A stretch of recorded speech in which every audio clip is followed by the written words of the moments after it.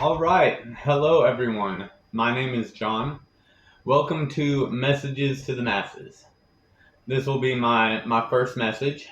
It'll be a message to the men. It's the by far most important message I have to go out.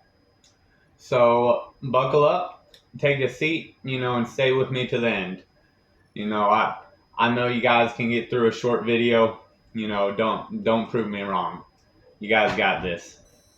All right. Our topic today is pornography.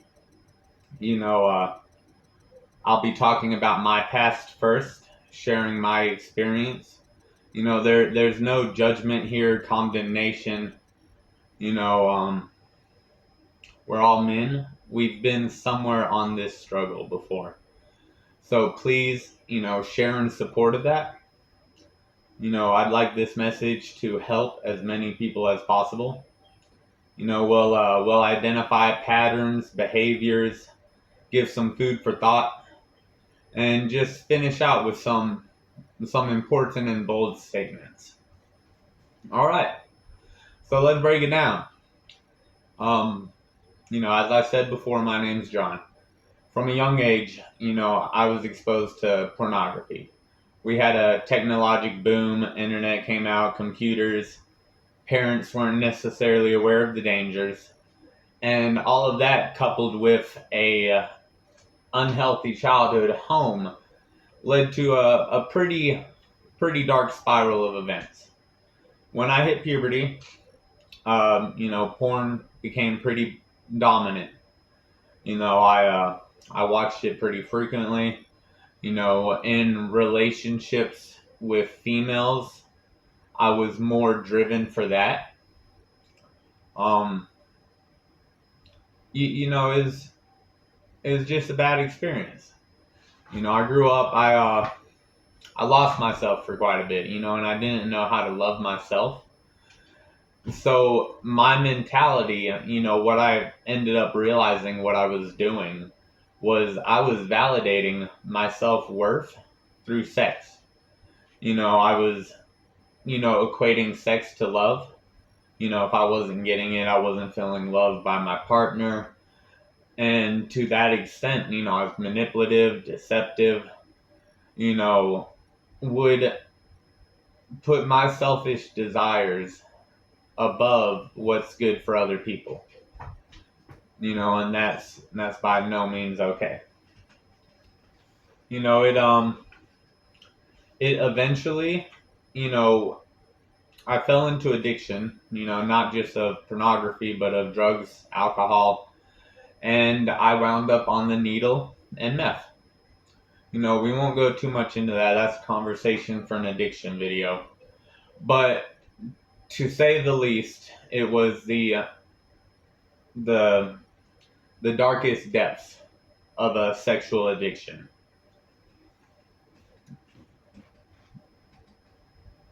All right, so to finish that off, you know, going into my 20s, adult years, no female I have treated right. I wasn't good enough for them. Honestly, I knew that. Defended it by, still trying to grow, all that toxic justification. But I didn't treat women right, and for that, I'm sorry. Um, I have a daughter now, so I wouldn't want anyone to treat my daughter how I've treated people. So I'd like to bring light on this subject. That being said, when she was born, started the biggest struggle of my life to better myself. It's been 5 years since I've touched a needle. My clean date was my birthday 2 days ago. Um, and it's been approximately 3 months since I've been able to give up the porn. It's been a struggle. It's been one of the hardest things I've ever had to give up because of how dominant it's been in my life for so long. And that's why I'm especially making this video.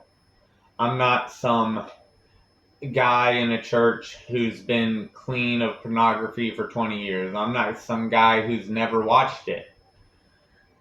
I'm someone who's been as deep in it as you can be. And I want to let you guys know that I've been there. You can get out of it, but we need to do this together. We need to hold each other accountable and to higher standards. Men are not what we've been acting like we've been.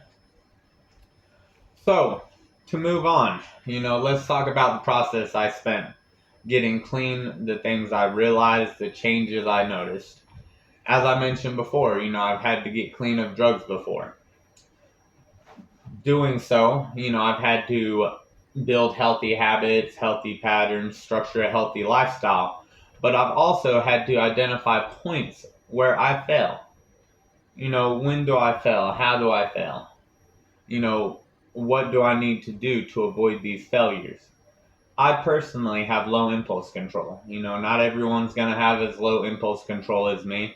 Not everyone's going to be at the same part of a journey. And hopefully, there's plenty of people who have beaten this and, who fight the good fight.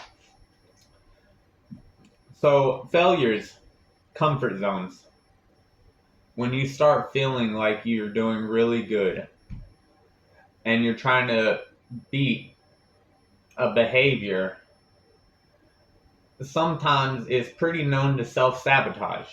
You get comfortable in your progress and you somehow justify a reward for your time spent being good.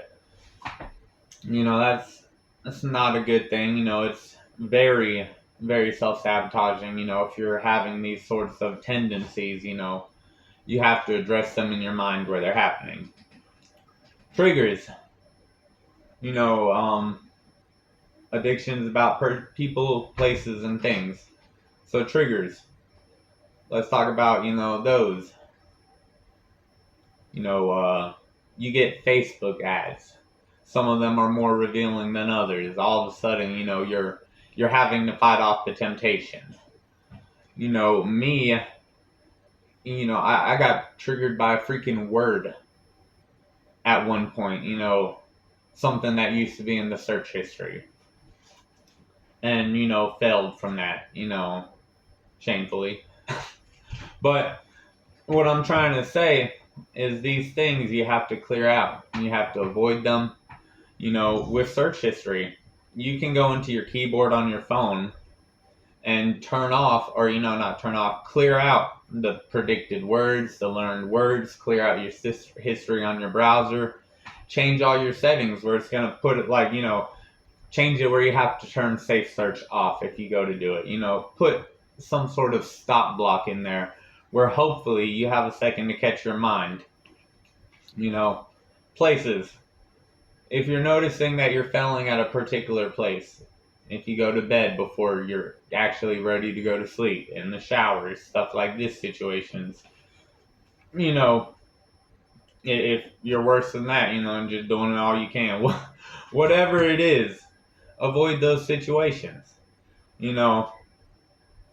and be careful of when you're tired too. When the mind's tired, you're more easily susceptible to give in to instinct or animalistic desires, so on. Behaviors is the biggest thing. I left this out of last video, so I had to re-record. But behaviors. So, after 10 days, I was so much more disciplined. Or not even disciplined. The restraint I had to not look at pornography. Just after 10 days, I was so much stronger. Just 10 days. If I could have made it that long before, right? In 20 freaking years. But in 10 days, it's not as strong of a call. In 2 or 3 weeks, just 3 weeks, you're not instinctively just trying to scan the area for women, looking who's got the the body in the room. Who's got the figure. Are they looking back? You know what I'm saying? Your habits in your own brain change. Instead of looking for that as your reward center, if you're focused on positive and productive things, you're going to go farther in life and you're going to be a better person altogether. Don't know if you guys you've all seen that one meme, but the double take, it's like, you gotta look a second time. We justify that as we're men. We have desires. It's just our bodies. It's not. You are training that behavior that way. You're training your body to get used to that reward. When you're doing these things to pornographic images, you are, training your body to like flesh imagery. You're not making a connection with any woman you're trying to date. You're trying to use them to the extent of what you want to use them for. Men, guys, this stuff we're watching in pornography, is that what we want out of a woman? Really, you see stuff about people cheating or just the absolute grossest behavior. I wouldn't want that out of a wife. I want someone loyal, someone who I'm not going to have to worry about because of, any particular type of behavior. If you're fantasizing about these things, you are more likely to go do it. It just is what it is. We seen about the CEO cheating. I'm sure there was, action before the affair ever happened. In his heart, in his mind. That's where these things start and take place. And pornography is the biggest enemy we have right now for our relationships with women. All right, so moving on. I'll say that our arousal, like I said, we train that, we decide what gets us off. It's not something that just comes out of nowhere. So where does it become an issue? Where is it crossing the line? I'll tell you where my line was crossed for a long time was taking women. Cross the line. I made a mistake of betraying a friend when I was younger. Don't ever want to do that again, and I want to respect my friends enough to obviously not look at their women, but I want to respect women enough to be able to do that too. So when is it crossing the line? When is it wrong? Is it, like I said, when there's a ring on the finger? Is it when there's no consent? And I'm not talking about like rape, necessarily, but it's like when you're doing actions without their permission, when you're sitting there using their body and your mind for your own gain. Is it when she looks out of range? You look at a girl and it's like, oh, well, she might be under 18. Is that when it's wrong looking at a girl to you? Is it wrong when you act on your thoughts?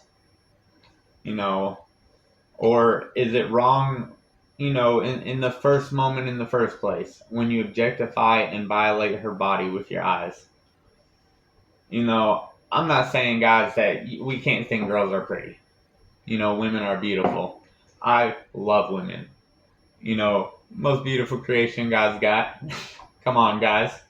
But they are not there for me to look at their flesh in a lustful manner. And that's really all there is to it. Do you like her? Or do you like what she has to offer? Do you like her enough not to use her? Objectify her?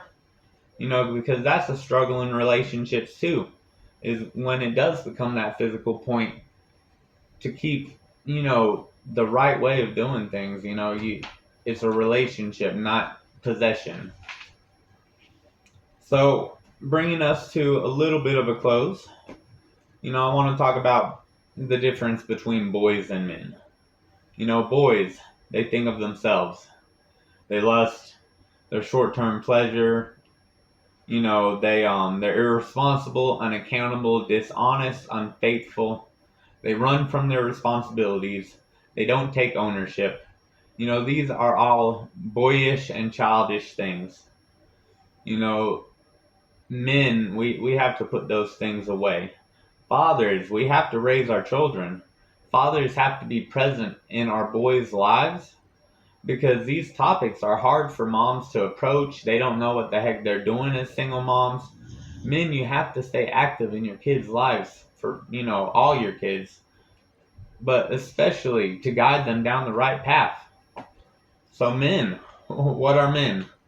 We're disciplined, we're restrained, faithful, protective, strong. We stand on our beliefs.